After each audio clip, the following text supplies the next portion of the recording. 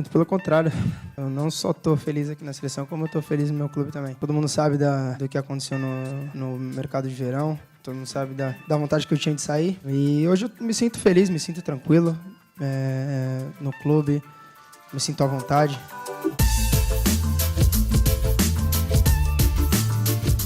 Bienvenue dans la quotidienne, il se sent bien, il est heureux, il est tranquille, Neymar au PSG, lui qui fêtait sa 100e sélection aujourd'hui face au Sénégal à seulement 27 ans. Neymar qui a affirmé aussi être très content, tenez, de son début de saison au PSG. E essa temporada começou muito boa para mim, estou muito feliz pelo meu desempenho e foi o que eu falei, defenderei o meu clube, né, com unhas e dentes, darei 100% para que a gente conquiste coisas grandes. Les Bleus, Islande-France, c'est demain, c'est à 20h45, c'est évidemment sur TF1. Souvenez-vous, hier nous vous avons montré la petite opposition des Bleus à Clairefontaine où on a tendu l'oreille. Et ben on a regardé les gardiens aussi, et c'est vraiment pas facile la vie de gardien. Oui, Mike, oui. 3, yes. Et il garde. Ok, on change. Oui, très bien. Excellent. Oui, encore. Plus vite. Allez, hop. Ok, bien vite. C'est là. Ok, là-bas.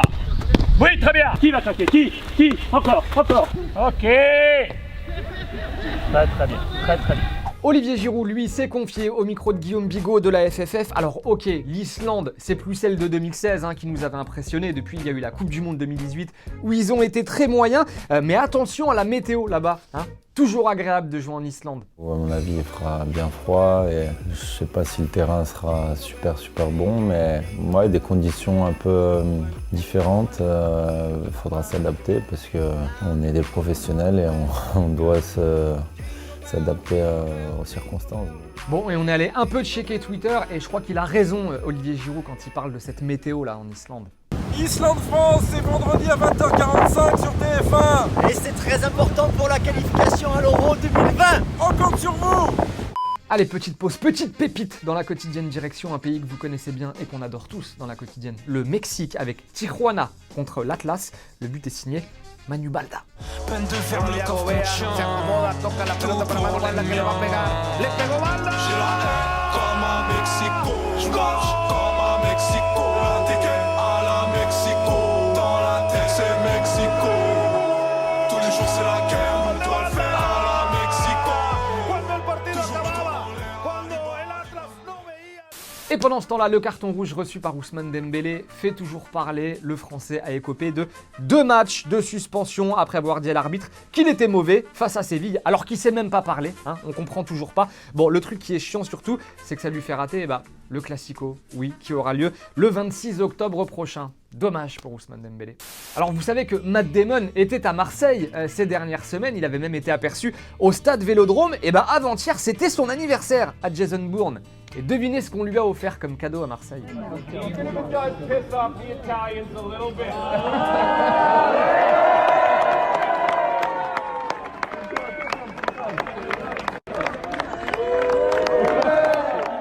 En Ligue 1, vous le savez, Lyon est toujours à la recherche d'un entraîneur et aujourd'hui on a appris, c'est officiel, que Jean-Michel Aulas a bien contacté José Mourinho. Voici ce qu'il a confié Jean-Michel Aulas à une radio.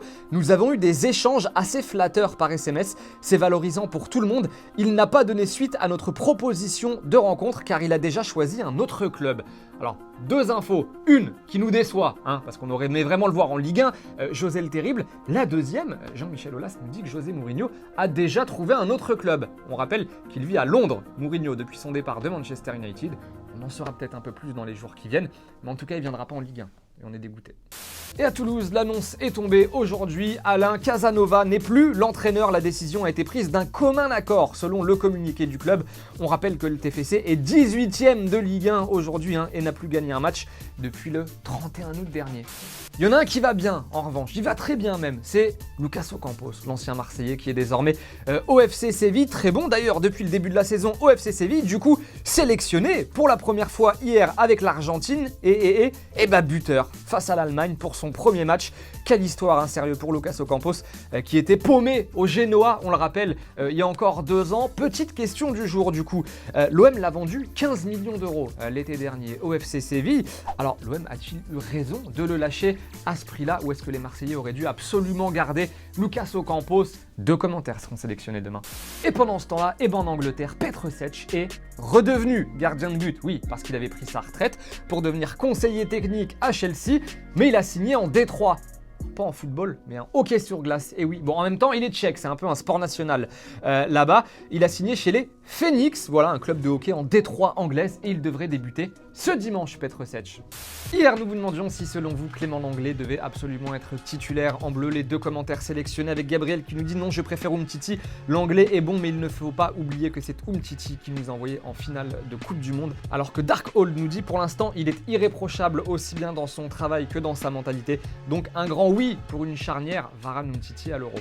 Et c'est la fin de la quotidienne. On se retrouve évidemment demain. Demain, on donnera le nom du gagnant du maillot de l'Italie, le maillot Renaissance. Voilà, encore 24 heures à patienter. D'ici là, on se quitte en images et en musique. Et on se retrouve très vite, les potos.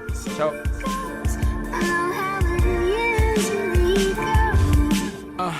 First and foremost, a fuck you to my enemies. All you little things that never made sense to me. Trying to remain ill while I give you the remedy. Better treat this game like a Kennedy. Someone grab your phone, go call the coroner. Lay down the blueprint, now they copying the formula. Yeah, man, we order out, cause we be touring up. Et n'oublie pas, tu peux cliquer sur le blason Téléfoot là juste à droite pour t'abonner à la chaîne et du coup ne rien rater du contenu exclusif. À la prochaine!